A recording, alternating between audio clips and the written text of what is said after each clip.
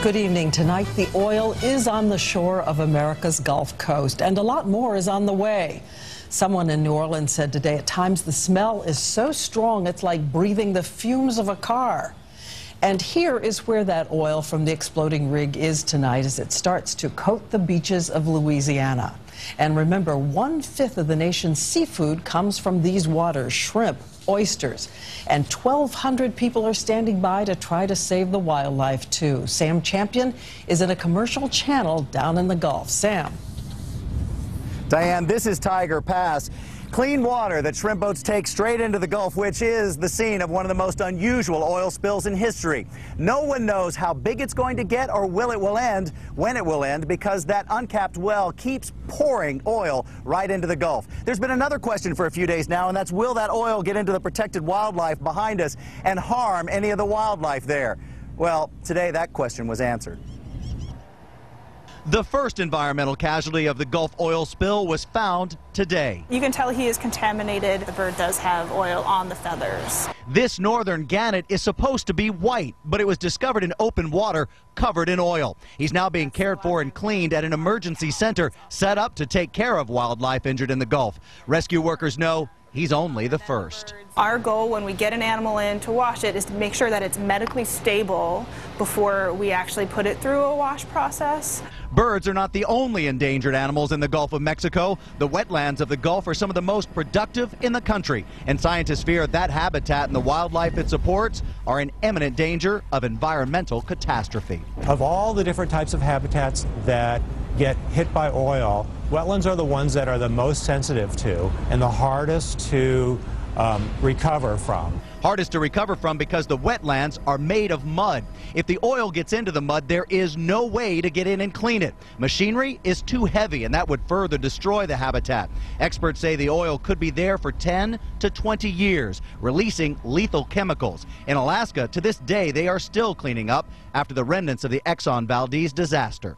Of all the wetlands we have in the United States, this is the area that is the most important in terms of commercial species that depend on this wetland. 20% of the seafood caught in the United States comes from these Gulf wetlands, a nursery ground for a wide variety of fish, shrimp, and crab. Shrimping was okay. We did all right, but it's still too early. Though the shrimp are small, shrimpers were allowed to start the season 3 weeks early. The fear is the oil will kill the shrimp. Over the long term, the oil will be gradually releasing more toxic compounds, and so that might affect, for example, how many eggs they can have or the development of the eggs. Billions of dollars of seafood are threatened with contamination, and that could make it unsafe for human consumption for years to come.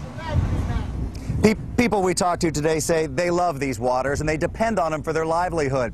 They also tell us they're not quite sure they believe the government will protect them. Diane? Well, Sam, as you know, another big problem, the weather. 5-foot waves are driving the oil over any barricades. And tonight, Ryan Owens tells us more about all the ways they're trying to stop this oily tide. Ryan? Good evening, Diane. This oil slick is now 9,100 square miles. Boom, just 40 miles of that boom has been put out to protect nearly 500 miles of shoreline. That math is making a lot of people here nervous tonight. At the mouth of the Mississippi River, where it meets the Gulf of Mexico, waves crash over the booms designed to hold back the oil. A worrying sign those barriers may not be enough to stop it. I'm certainly worried that the booms as currently deployed are not effective. These next few days are critical. And the weather isn't helping. The high winds and heavy surf that are pushing the oil toward the land have made it nearly impossible for cleanup crews to be on the water. So miles of booms sit folded, miles of the coast sit unprotected.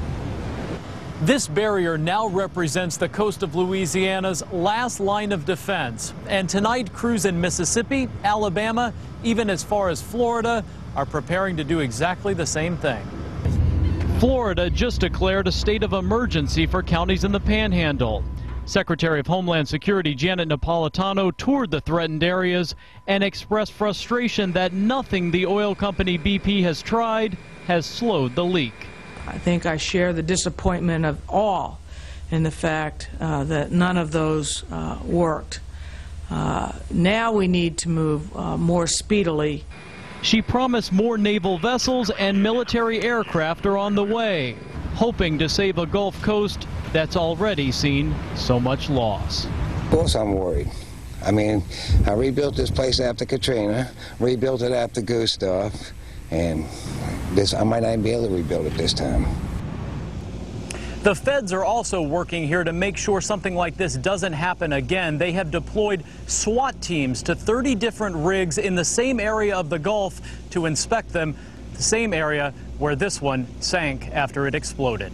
Diane? Ryan, thanks. And as you know, British Petroleum, which is the supervisory company of this rig, led us to some questions today, because a week ago we showed you oil officials boldly saying this would not happen. The oil situation was under control. Why was everyone so wrong? Bill Weir with a fact check. The day after the accident, the oil company bosses seemed certain. If there is any pollution at the moment, we believe it is minor pollution. 2 days later, the rig sank and a 6-square-mile sheen appeared. But the head of the Coast Guard said underwater cameras and sonar proved there was nothing to fear. There is no crude oil at this time emanating from this wellhead.